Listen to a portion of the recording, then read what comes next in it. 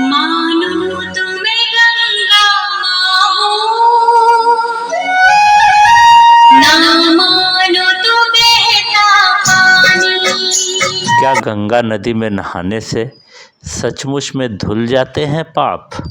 गंगा नदी को भारतवर्ष में सबसे पवित्र माना जाता है और इन्हें गंगा मैया के नाम से बुलाया जाता है और पूजा जाता है। ये हमारे देश की सबसे बड़ी नदी है जो भारत से बहती हुई बांग्लादेश से गुजरकर बंगाल की खाड़ी में मिलती है। ये हरिद्वार, प्रयागराज, वाराणसी और अन्य बहुत से जगहों पर पूजी जाती है। सबसे बड़ी बात यह है कि पुराणों में भी कहा गया है कि गंगा नदी में नहाने से सभी पाप धुल जाते हैं।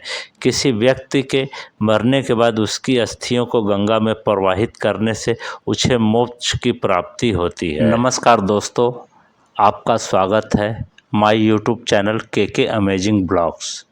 तो दोस्तों, वीडियो में अंत तक बने रहिएगा और माँ गंगा के बारे में पूरी बात जानिएगा कि क्या गंगा में नहाने से सचमुच में पाप धुल जाते हैं। यदि वीडियो अच्छी लगेगी तो चैनल को सब्सक्राइब और लाइक करना न भूलिएगा। बेल आइकन को ऑल पर ज़रूर प्रेस करें। गंगा को पुराणों में पापों का नाश करने वाली, मोक्ष दान करने वाली नदी कहा गया है। लेकिन आप सोच रहे होंगे कि गंगा में नहाने से सचमुच पाप धुल जाते हैं। गंगा इतनी पवित्र क्यों है? इसकी पूजा क्यों की जाती है? स्वर्गलोक में बह रही गंगा को धरती पर लाने के लिए भागीरथ ने कठोर तपस्या की। तपस्या से प्रसन्न होकर गंगा धरती पर चल दी। उस समय उनकी धारा बहुत तेज थी जिससे धरती पर प्रलय हो जाती।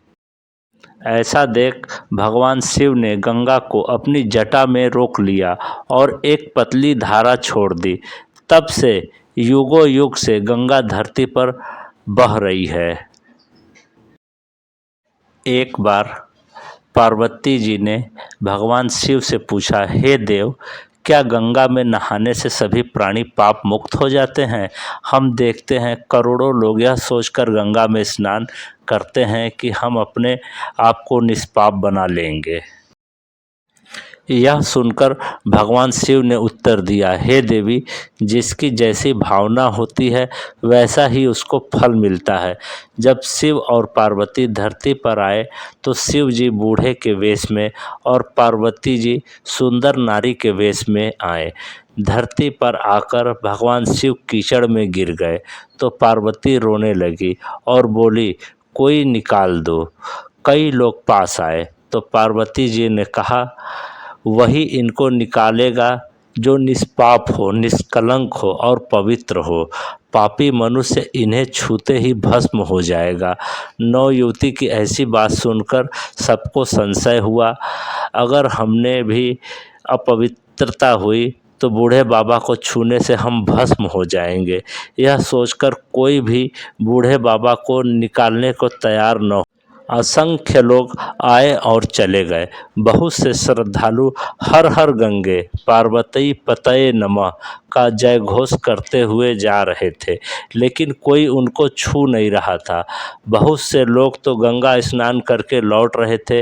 वे इसलिए उस वृद्ध को कीचड़ से नहीं निकाल रहे थे कि कहीं वे गंदे न हो जाएं। तब एक किसान गंगा स्नान करके, पूजा पाठ करके वहाँ से गुजर रहा था तो उस सुंदर युवती को रोता देख पूछा, क्यों रो रही हैं? तब उस स्त्री ने कहा, ये बूढ़े कीचड़ में गिरे हैं लेकिन इन्हें कोई निकाल नहीं रहा। इन्हें वही निकाल सकता है जो पाप मुक्त हो, नहीं तो वह भस्म हो जाएगा। तब किसान ने कहा, तुम मत घबराओ, मैं अभी अभी गंगा स्नान करके आया हूँ। गंगा स्नान करने से मेरे सारे पाप मुक्त हो गए होंगे। यह कहकर उस किसान ने बूढ़े युवक को बाहर निकाल दिया। तब भगवान शिव अपने असली रूप में आ गए और कहा, जिसका मन, वाणी और अंतःकरण पवित्र है, जिसके अंदर परोपकार की भावना रहती है, जिसका हृदय दया व करुणा से भरा हुआ है, जिसे गंगा स्नान के फल पर पूर्ण विश्वास है, उसे ही गंगा स्नान का पूर्ण फल होता है, प्राप्त होता है। वैसे लाखों करोड़ों लोग गंगा स्नान को आते हैं, पर उनमें पवित्र मन और परोपकार की भावना किसी किसी में होती है। जिसका मन घर पर ही शुद्ध न हो तो गंगा स्नान से कोई लाभ नहीं है। शुद्धता तो मन और विचारों में होती है। जिसका मन दुखी, पीड़ित, असहायों को देखकर न रोया हो, उस पर ईश्वर की कृपा कभी नहीं होती है, चाहे वह कितनी बार भी गंगा स्नान कर ले। इसलिए मन सच्चा तो कठौती में गंगा। तो दोस्तों, आज के लिए इतना ही। वीडियो अच्छी लगी हो तो चैनल को ज़रूर सब्सक्राइब कर ले। धन्यवाद। हर हर गंगे।